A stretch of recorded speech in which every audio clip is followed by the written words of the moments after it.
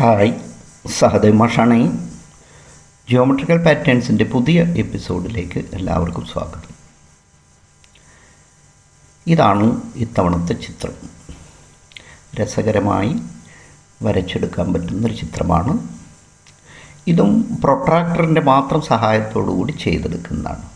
ഞാനതൊന്ന് സ്പീഡിൽ കാണിക്കാം. ഇതിനു വേണ്ടി കോമ്പസ് ഉപയോഗിച്ചിട്ടില്ല, പ്രൊട്രാക്ടറാണ്.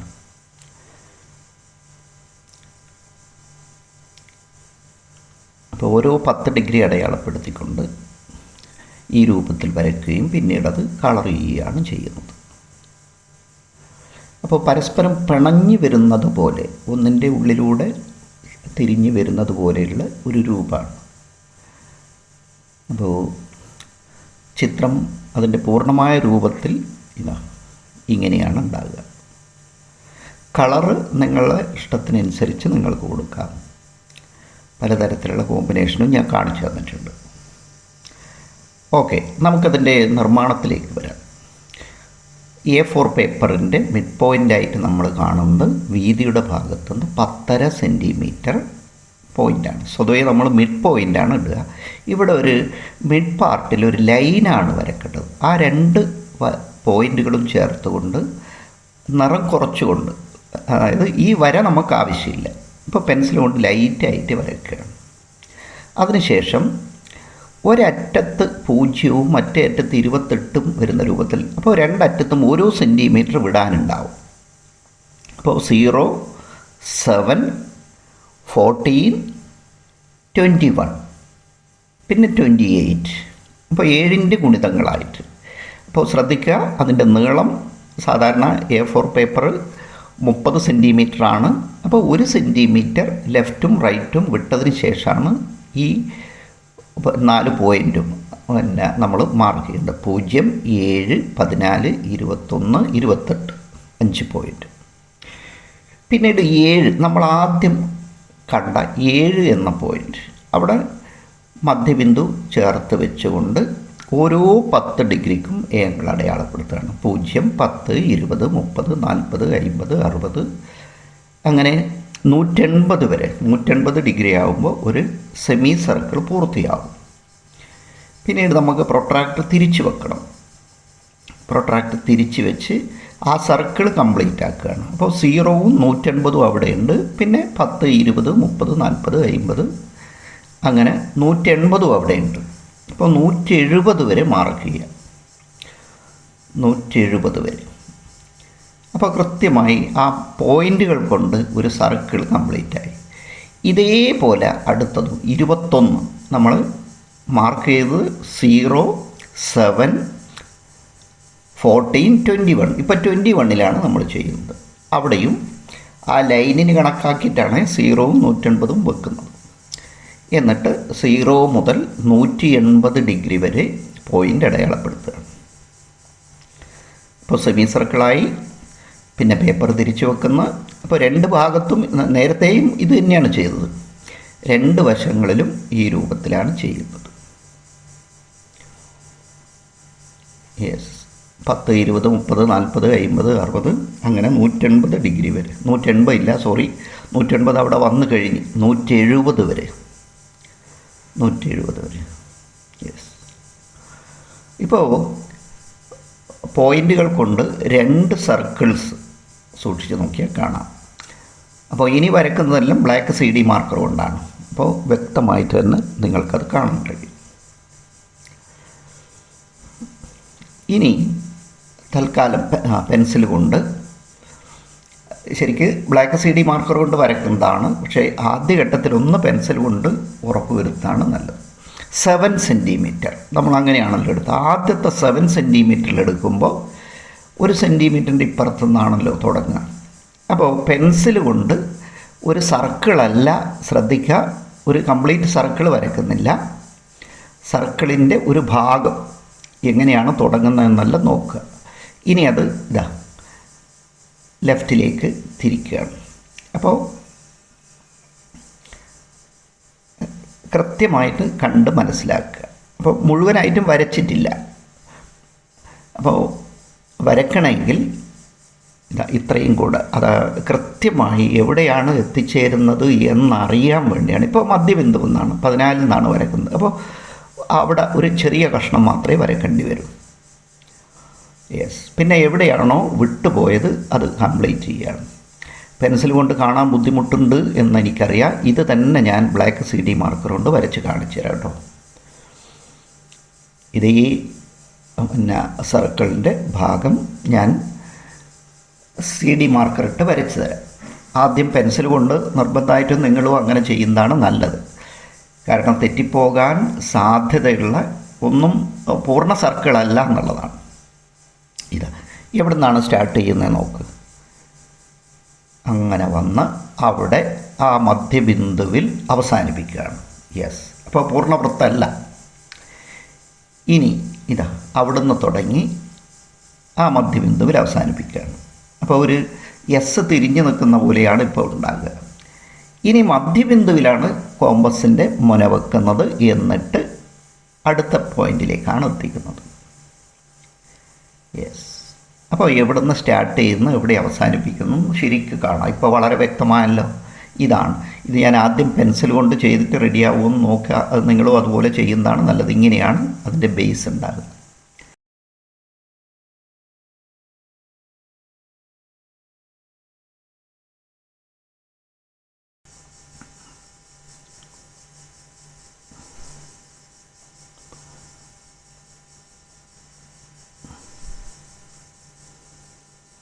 നമ്മൾ നേരത്തെ അടയാളപ്പെടുത്തിയതാണ് ഓരോ 10 ഡിഗ്രി പോയിൻറ്റും. അപ്പോൾ പ്രൊട്രാക്ടറിൻ്റെ ഒരു ഭാഗം ആ സെൻറ്ററിൽ, ആ വൃത്തത്തിൻ്റെ സെൻറ്ററിലാണ് 0 ഡിഗ്രി വെക്കുന്നത്.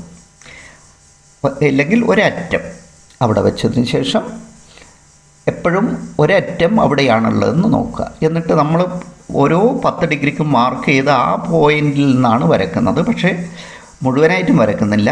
അവിടെ എത്രയാണോ സ്പേസ് ഉള്ള അത്രയും മാത്രമേ വരക്കുന്നുള്ളൂ. ശ്രദ്ധിക്കുക, ലെഫ്റ്റ് സൈഡ് എപ്പോഴും ആ സെൻറ്റർ പോയിൻറ്റിലാണ്, ആ വൃത്ത കേന്ദ്രത്തിലാണ് ഒരറ്റം എപ്പോഴും ഉള്ളത്. രണ്ടാമത്തെ റൈറ്റ് സൈഡ് എപ്പോഴും നമ്മൾ ഓരോ 10 ഡിഗ്രി അടയാളപ്പെടുത്തിയ പോയിൻറ്റിലൂടെ നീങ്ങി പോകും.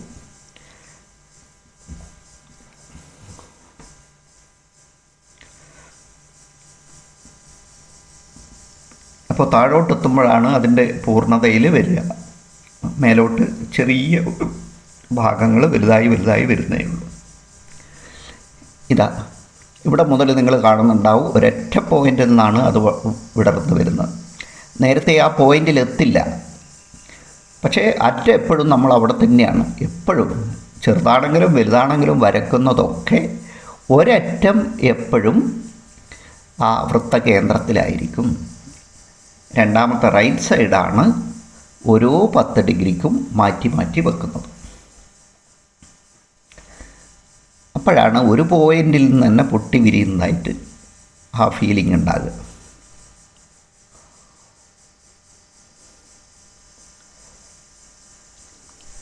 അപ്പോൾ ഇതിപ്പോൾ ഞാൻ ബ്ലാക്ക് CD മാർക്കർ കൊണ്ടാണ് വരക്കുന്നത്.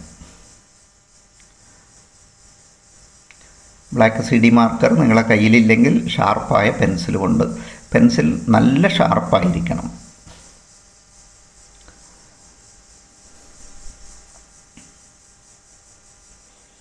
ഇപ്പോൾ കാണുന്നുണ്ടാവും, ഞാൻ താഴോട്ട് ഈ രൂപത്തിലാണ് വരച്ചെടുക്കേണ്ടത്.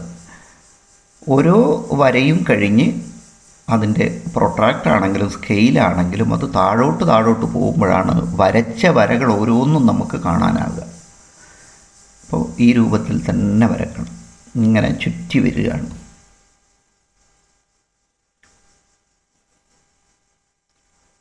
അപ്പോൾ കൃത്യമായ ഓരോ 10 ഡിഗ്രിക്കും ഇടവേള കൊടുത്തുകൊണ്ട് അങ്ങനെ വരച്ചു പോരുകയാണ്.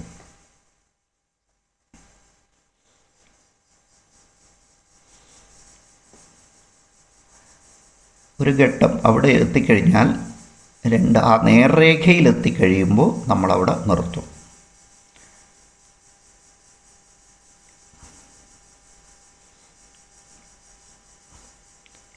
യെസ്. ഇപ്പോൾ അവിടെ ആ തരത്തിലുള്ള വര അവിടെ ഇപ്പോൾ അവസാനിപ്പിക്കണം. നേർരേഖയിലേക്ക് എത്തുന്നത് വരെ, അതിൻ്റെ അപ്പുറത്ത് വരയ്ക്കരുത്. യെസ്, അതവിടെ സ്റ്റോപ്പ് ചെയ്തു. ഇനി മറുവശം വരയ്ക്കുന്നതാണ് നല്ലത്.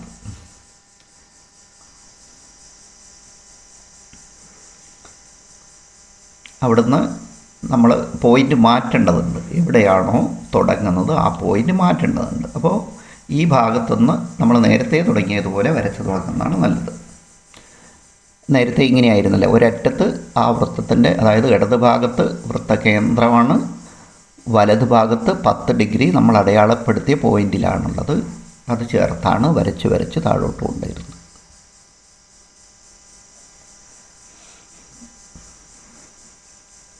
അപ്പോൾ ഇരുവശങ്ങളും ഒരേപോലെ തന്നെയാണ്,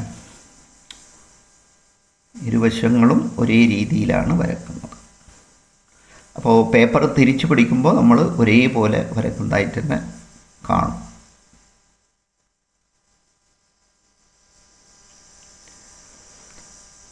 നേരത്തെയുള്ള രൂപത്തിൽ തന്നെയാണ്. ഇപ്പോഴൊന്നും വൃത്തകേന്ദ്രത്തിൽ നിന്നും തുടങ്ങുന്നില്ല. എന്താ, ഏതാണ്ട് ഇവിടെ നിന്നാണ് ആദ്യത്തെ വൃത്തകേന്ദ്രത്തിൽ നിന്ന് ആരംഭിക്കുന്ന വര വരുന്നത്. അതുവരെ വൃത്തകേന്ദ്രത്തിൽ ലക്ഷ്യം വെച്ചുകൊണ്ട് നമ്മൾ എവിടെയാണോ അവസാനിപ്പിക്കേണ്ടത് അവിടെ നിർത്തുകയാണ്, അതിൻ്റെ ഉള്ളിൽ മാത്രം. ഇനി ആ ഒരു പോയിന്റിൽ നിന്ന് തന്നെയാണ് വിരിഞ്ഞ് വലുതായി വരിക.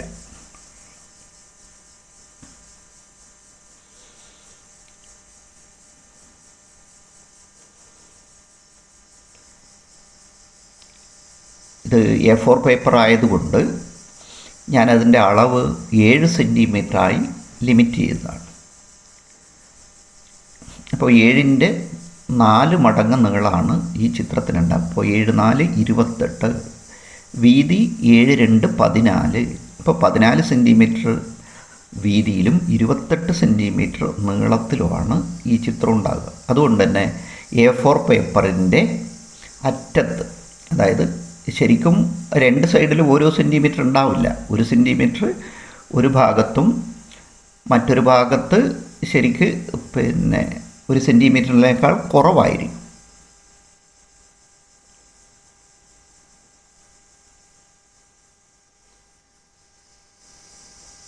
എങ്കിലും A4 പേപ്പറിൽ കൃത്യമായിട്ട് ഒതുങ്ങി നിൽക്കും. അപ്പോൾ നമ്മളെടുത്ത റേഡിയസ് 7 സെൻറ്റിമീറ്ററാണ്.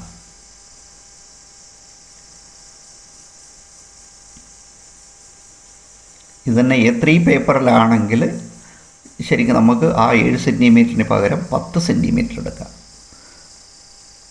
അപ്പോൾ കൃത്യമായി ആ പ്രൊട്രാക്ടറിൻ്റെ സെമി സർക്കിളിൻ്റെ ആ ലെങ്ത് തന്നെ നമുക്ക് വരച്ചെടുക്കാം. അപ്പോൾ നല്ല രസമുള്ളൊരു ചിത്രമായിരിക്കും. പക്ഷേ പേപ്പർ ചെറുതായതുകൊണ്ട് നമുക്കങ്ങനെ ചെയ്യാൻ നിവൃത്തിയില്ല. ഇതിലാണ് ചെയ്യുന്നത്.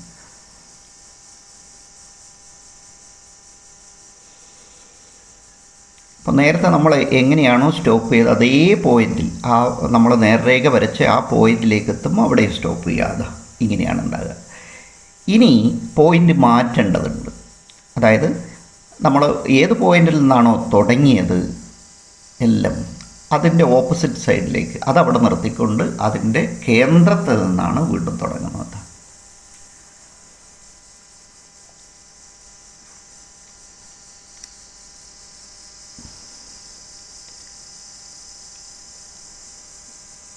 നമുക്ക് ആ ഉള്ളിലുള്ള സർക്കിളിന് കണക്കാക്കി ഒരു 10 ഡിഗ്രി പോയിൻ്റ് അടയാളപ്പെടുത്താണ്. ഇവിടെ നമ്മൾ പോയിൻ്റ് ഇട്ടില്ലായിരുന്നു. അപ്പോൾ നേരത്തെ ഇട്ടതും ഇതുമായിട്ട് 2 പോയിൻ്റ് ഉണ്ടാവും, ശ്രദ്ധിക്കണം. ഇനി വരയ്ക്കുന്നത് ഈ പോയിൻ്റുകളാണ്. അതായത് പേപ്പറിൻ്റെ ഏറ്റവും മധ്യഭാഗത്തുള്ള സർക്കിള് അതിനെ കണക്കാക്കിയാണ് ഇപ്പോൾ ചെയ്യുന്നത്. അപ്പോൾ പോയിൻ്റ് മാറിപ്പോരുത്. ഇതാ ഇപ്പോൾ തിരിച്ചാണ് വെക്കുന്നത്. എല്ലാം നേരത്തെ ഒരു പോയിൻ്റിൽ നിന്നാണ് തുടങ്ങിയതെങ്കിൽ ഇപ്പോൾ ഓപ്പോസിറ്റ് പോയിൻ്റാണ് തുടങ്ങുന്ന പോയിൻ്റ്. കണ്ടോ, ഓപ്പോസിറ്റ് പോയിൻ്റാണ്. അപ്പോൾ ഇതാ ഇപ്പോൾ ലെഫ്റ്റ് സൈഡാണ് നീങ്ങി വരുന്നത്. നേരത്തെ അങ്ങനെയല്ല, ലെഫ്റ്റ് സൈഡ് അവിടെ കറക്റ്റ് പോയിന്റിൽ നിൽക്കുകയും റൈറ്റ് സൈഡാണ് നീങ്ങി വരുന്നത്. ഇപ്പോൾ നേരെ തിരിഞ്ഞ് വന്ന് യെസ് സെൻറ്റർ പോയിന്റിൽ നിന്ന് വിരിഞ്ഞ് വരുന്ന രൂപത്തിലാണ് ഇപ്പോഴുള്ളത്. അപ്പോൾ ഇനി വരയ്ക്കുന്ന ആ 2 വരകളും സെൻറ്റർ പോയിൻ്റ് കേന്ദ്രമായിക്കൊണ്ട് അവിടുന്ന് പൊട്ടി വിരിയുന്ന രൂപത്തിലാണ് ഉണ്ടാകുക.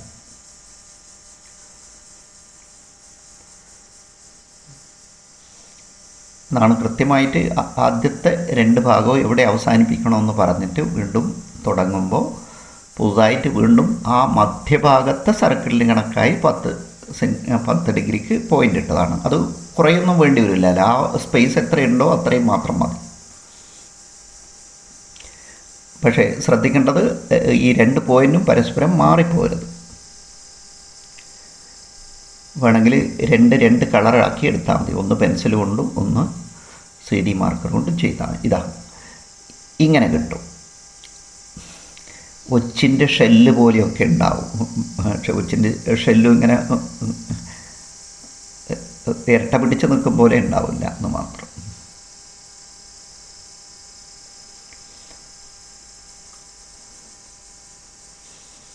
ഇതാ ഇങ്ങനെയാണ് വരയ്ക്കുന്നതെങ്കിൽ ഈ രൂപത്തിൽ ചെയ്യുക. ഇതാ ഇപ്പോൾ നിങ്ങൾ ആ സെൻറ്റർ മാറി കണ്ടിട്ടുണ്ടാവും. നേരത്തെ എല്ലാവരെയും തുടങ്ങുന്നത് റൈറ്റ് സൈഡിലുള്ള വൃത്തകേന്ദ്രത്തിൽ നിന്നാണ്. എന്നാൽ ഇപ്പോൾ വരയ്ക്കുന്ന എല്ലാ വരകളും തുടങ്ങുന്നത് ലെഫ്റ്റ് സൈഡിലുള്ള പേപ്പറിൻ്റെ കേന്ദ്രബിന്ദു എന്ന് വെച്ചാൽ ഉള്ളിലെ വൃത്തത്തിൻ്റെ കേന്ദ്രത്തിൽ നിന്നാണ്. അപ്പോൾ എപ്പോഴാണ് ആ സെൻറ്റർ മാറി വരുന്നതെന്നുള്ള നല്ല ധാരണ വേണം.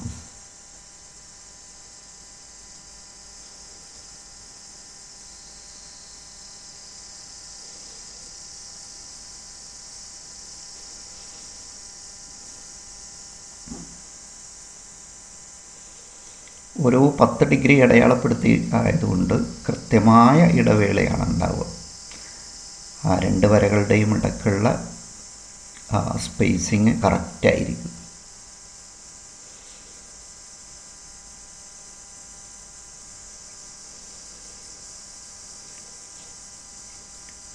ഒന്ന് ശ്രദ്ധിച്ചാൽ ചെറിയ കുട്ടികൾക്കും ചെയ്തെടുക്കാം. രക്ഷിതാക്കളുടെ സഹായം അല്ലെങ്കിൽ മുതിർന്ന കുട്ടികളുടെ ഒരു ഹെൽപ്പ് ഉണ്ടെങ്കിൽ തീർച്ചയായിട്ടും ഇത്തരം ചിത്രങ്ങൾ അവർക്ക് ചെയ്തെടുക്കാം.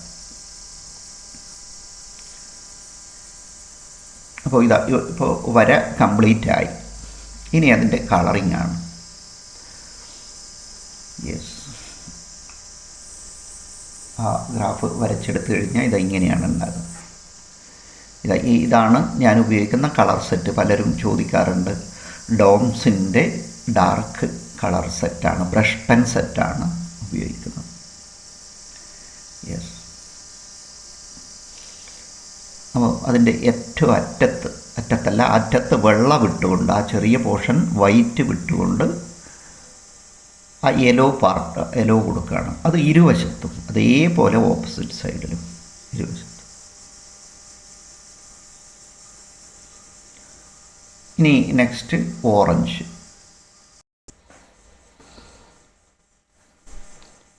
ഈ രൂപത്തിലാണ് പൂർത്തിയായ ചിത്രം ഉണ്ടാക്കുക. അപ്പോൾ അതിൻ്റെ ആദ്യഘട്ടം പിന്നെ കളർ ചെയ്യുന്നത് ആദ്യം യെല്ലോ കൊടുത്ത് ഓറഞ്ച്, അടുത്തത് റെഡ്. ഇവിടെ ലൈറ്റ് ഗ്രീനാണ് എടുക്കുന്നത്. ലൈറ്റ് ഗ്രീൻ, ഡാർക്ക് ഗ്രീൻ എന്നതാണ് ആദ്യത്തെ കോമ്പിനേഷൻ. യെസ്, ഇത് നല്ലൊരു കോമ്പിനേഷനാണ്. വീണ്ടും യെല്ലോ, ഓറഞ്ച്. ഇത്തവണ റോസ് ആണ് റോസിൻ്റെ combination. Rose colour, light blue, dark blue. രണ്ടാമത്തെ കളർ കോമ്പിനേഷൻ കഴിഞ്ഞു, ഡാർക്ക് ബ്ലൂ. വീണ്ടും ഒരു വൈറ്റ് വിട്ടതിന് ശേഷം യെല്ലോ. രണ്ടാമത്തെ എന്തായാലും ഓറഞ്ച് തന്നെയാണ്, ഓറഞ്ച്. പിന്നീട് റെഡ്, ബ്രൗൺ, ബ്ലാക്ക്. ഇത് നമ്മൾ സാധാരണഗതിയിൽ ഉപയോഗിക്കുന്ന കോമ്പിനേഷനാണ്. അപ്പോൾ 3 കളർ കോമ്പിനേഷൻ നിങ്ങൾക്ക് പരിചയപ്പെടുത്തി. വീണ്ടും ഒരു വൈറ്റ്, യെല്ലോ, ഓറഞ്ച്, റെഡ്. വീണ്ടും ആദ്യത്തെ കോമ്പിനേഷനിലാണ് പോകുന്നത്. Light green, dark green. Yes, ആ ക്രമത്തിൽ തന്നെ എടുക്കുക. വീണ്ടും ഒരു വൈറ്റിന് ശേഷം yellow, orange, rose, light blue, dark blue.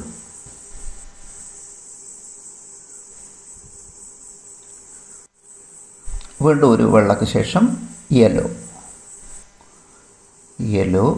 Orange. ഇവിടെ നിന്നാണ് അത് തിരിഞ്ഞ് വരുന്നത്, കണ്ടോ? Orange, red, brown, black. ഒരു വെള്ളയ്ക്ക് ശേഷം വീണ്ടും യെല്ലോ, ഓറഞ്ച്,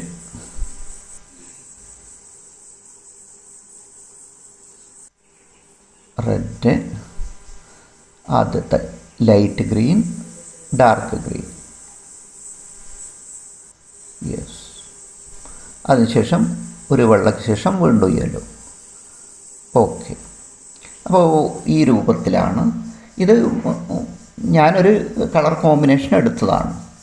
അപ്പോൾ അതിൽ മാറ്റം വേണമെങ്കിൽ നിങ്ങൾക്ക് തീർച്ചയായിട്ടും വരുത്താം. അപ്പോൾ നന്നായി തന്നെ ചെയ്തെടുക്കുക. ചാനൽ പുതുതായി കാണുന്ന കൂട്ടുകാർ തീർച്ചയായും സബ്സ്ക്രൈബ് ചെയ്യാനും ഷെയർ ചെയ്യാനും മറക്കരുത്. നമ്മളെ ജോമെട്രിക്കൽ ആൽബം ചാലഞ്ചിലേക്ക് ഒരു ചിത്രം കൂടി.